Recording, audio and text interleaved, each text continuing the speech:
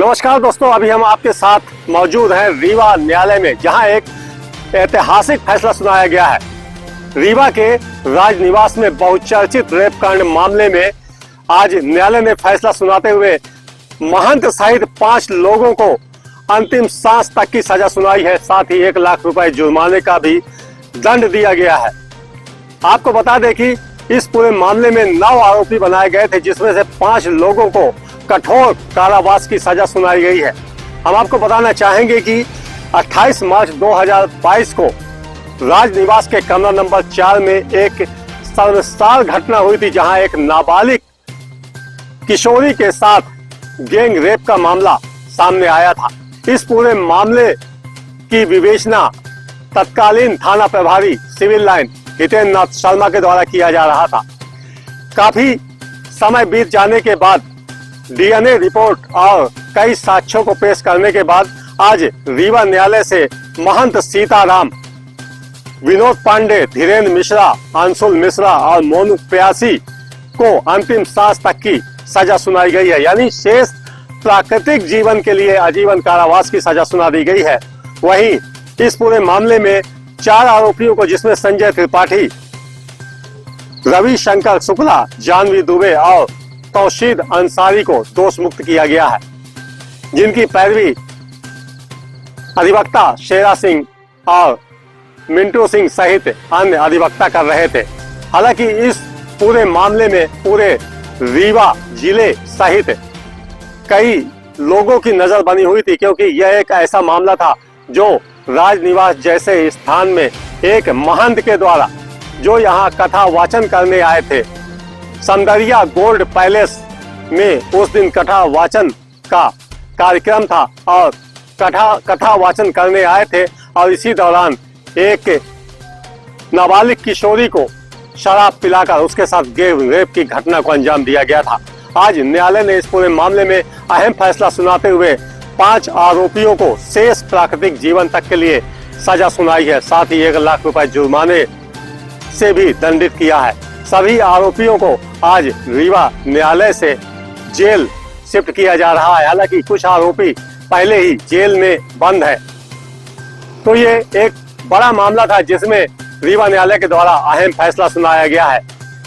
हमने इस संबंध में एपीओ, जो इस मामले में सरकारी वकील थे, उनसे चर्चा की। उन्होंने बताया कि किस तरह से इस पूरे मामले को पेश करने में न्यायालय में दोषियों का दोष साबित करने में जो उनको कठिनाइयां झेलनी पड़ी, लेकिन अंत में 5 लोगों को प्राकृतिक जीवन, जब तक शेष प्राकृतिक जीवन है तब तक के लिए सजा सुनाई गई है। लेकिन इस पूरे मामले में 4 आरोपियों को, जिसमें संजय त्रिपाठी, रविशंकर, जानवी दुबे और तौशीद अंसारी को दोष मुक्त भी किया गया है। सर, ये बताइए, ये क्या मामला था और कैसे ये घटना हुई? ये मामला 28 मार्च 2022 की है। इसमें विनोद पांडे के द्वारा एक अवयस्क बालिका को उसका कुछ काम कराने के बहाने लाया गया और सर्किट हाउस में उनसे कहा गया कि हम तुम्हारा काम करवा देंगे और चलो, तुम एक बहुत महान संत आए हुए हैं, उनसे चलकर मिल लो। वो बालिका जो है विनोद पांडे के झांसे में आकर के सर्किट हाउस गई कि संत का आशीर्वाद मिलेगा। वहाँ इन लोगों ने उसको पकड़ लिया और उसके साथ में शराब का सेवन किया, उसको भी जबरदस्त शराब पिलाया तथा उसके बाद में एक कमरे में बंद करके बाबा के द्वारा इसके साथ रेप किया गया। फिर यह लड़की किसी तरह से शाम को जब इसको होटल में छोड़ने जा रहे थे, तब ये कार से कूद करके भागी और भागते समय इसके परिचित 1-2 लड़के मिल गए, उनके साथ फिर होली और उसके बाद रात में थाने में गई, थाना सिविल लाइन्स में। थाना सिविल लाइन्स में वो गई, लेकिन उस समय इतनी घबराई और डरी हुई थी कि इसने उस दिन पूरी घटना नहीं बता पाई। फिर दूसरे दिन जब इसके पिता आए, तब इसने थाना प्रभारी को विस्तृत जानकारी पूरी दी और फिर दूसरे दिन जाकर के FIR लिखी गई इसमें। सर, ये साधु संतों से जुड़ा हुआ मामला था और काफी चर्चित हुआ था। इसमें महंत को भी सजा मिली है और कितने लोगों को सजा? इसमें महंत ही मुख्य आरोपी थे। अन्य आरोपी जो इसमें थे वे महंत के साथ षड्यंत्र में शामिल थे। कुल इसमें 5 आरोपियों को सजा मिली है और 4 आरोपी दोष मुक्त हुए हैं। जिन आरोपियों को सजा मिली है वो है महंत सीताराम दास, विनोद पांडे, धीरेन्द्र मिश्रा, मोनू प्यासी और अंशुल मिश्रा।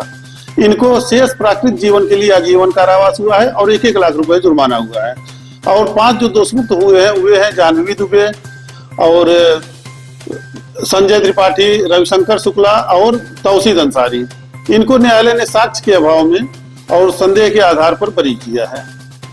सर, ये मामला बहुत लंबा चला और आपने जिस तरह से न्यायालय के समक्ष ये मामला पेश किया होगा, चूंकि बहुत दबाव भी रहा होगा, और कैसे आपने साक्ष्यों को एकत्रित करके इनको, दोषियों को उनके गंतव्य मतलब जेल की सलाखों के पीछे तक पहुंचाया? जी, इस मामले में हालांकि जो विवेचक थे हितेंद्र नाथ शर्मा, उनका बहुत मेहनत रहा। उन्होंने सभी तरह के एविडेंस कलेक्ट करने का प्रयास किया, चाहे वो सीसीटीवी फुटेज हो, चाहे सीडीआर हो, या फिर डीएनए रिपोर्ट, मतलब डीएनए के संबंध में जो भी जांच करनी हो, सारी चीजों को उन्होंने बहुत विस्तृत कलेक्शन किया और सभी का विश्लेषण किया। उसके बाद फिर इनके खिलाफ चार्जशीट पेश किया और न्यायालय में इसमें, अब ये इतना बड़ा मामला था कि इसमें मुझे विवेचक का मुख्य परीक्षण कराने में 5 दिन लग गए और 5 दिन तक उनका प्रत परीक्षण चला, 5 दिन तक बहस चली।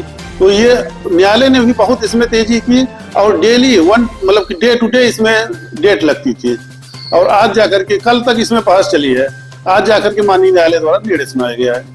कुल मिला के इसमें कितने साक्षियों को आपको सामने पेश किया गया और कितने साक्षियों को आपने पेश किया और कैसे इसको साबित किया गया? इसमें अभियोजन की ओर से कुल 22 साक्षी पेश किए गए और 2 साक्षी बचाव पक्ष ने पेश किए थे। हालांकि वो दोनों साक्षी उनके किसी काम के नहीं रहे और अभियोजन की तरफ से 140 दस्तावेज प्रदर्शित कराए गए और 22 वस्तुएं इसमें पेश की गई कोर्ट में।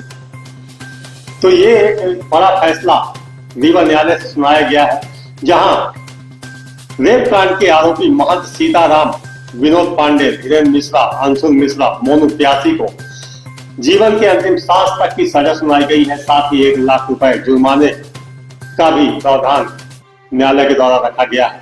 इस पूरे मामले में संजय त्रिपाठी, रविशंकर शुक्ला, जानवी दुबे और तौसीद अंसारी को साक्ष्यों के अभाव में दोष मुक्त किया गया है। राजनिवास के बहुचर्चित मामले में आज अहम फैसला सुनाया गया है। इसमें क्या मामला था, कितने लोगों को आरोपी बनाया गया? इसमें माननीय विशेष न्यायाधीश भास्को न्यायालय श्रीमती पद्मा जाटव जी के न्यायालय द्वारा आज फैसला सुनाया गया है, जिसमें 28 मार्च 2022 की घटना बताई गई थी कि सर्किट हाउस रीवा कैंपस में एक कमरा बुक किया जाता है किसी और के नाम से, और जिसको दोष से घोषित किया गया है। वो लोग ठहरे हुए थे और उन लोगों ने षड्यंत्र करके एक लड़की को बुलाते हैं, पीड़िता को बुलाते हैं और पीड़िता को बुला करके वहाँ शराब पिलाते हैं जबरदस्ती उसके साथ और बलात्कार करते हैं, ऐसा अभियोजन कह रहा है। और ये कहानी अभियोजन की है और इसी के आधार पर बाद में कुछ लोगों को जोड़ा जाता है, मुलजिम को बनाया जाता है और 9 लोगों को इस केस में मुलजिम बनाया जाता है और 9 लोगों का ट्रायल चलता है, जिसमें से 2 लोगों के खिलाफ ये ट्रायल है कि ट्रायल चलते समय चार्ज ये था तौहीद के खिलाफ और जानवी दुबे के खिलाफ। उन्होंने अभियुक्त जो है संत सीताराम दास को भगाने में मदद की, उनको पैसे मुहैया कराए, तो 212 का चार्ज था उनके खिलाफ। तो तौहीद को दोष मुक्त घोषित किया है और जानवी दुबे को दोष मुक्त घोषित किया गया है और तौहीद की ओर से पैरवी सिंह जी वकील कर रहे थे और जानवी दुबे की ओर से जेडी सिंह जी पैरवी कर रहे थे और संजय त्रिपाठी जी और आपका पप्पू रविशंकर शुक्ला जिनके खिलाफ ये चार्ज था कि उन्होंने पास्को की धारा 5 एवं 6 जो नाबालिग किशोरी थी और धारा 17 का षड्यंत्र करके पास्को अधिनियम के अंतर्गत और आईपीसी के अंतर्गत जो है 376 डी गैंग रेप का और 120 का षड्यंत्र किया था और 212 का भी चार्ज था। तो पूरे षड्यंत्र के धाराओं के तहत और भगाने के तहत पप्पू रविशंकर शुक्ला और संजय त्रिपाठी जी को दोष मुक्त घोषित किया, जिनकी ओर से पहले मैं कर रहा था। तो ये इस वक्त की बड़ी खबर थी। आप इसी तरह की खबरों के लिए बने रहिए तेज खबर 24 में। मैं तेज खबर 24 से आरिफ खान।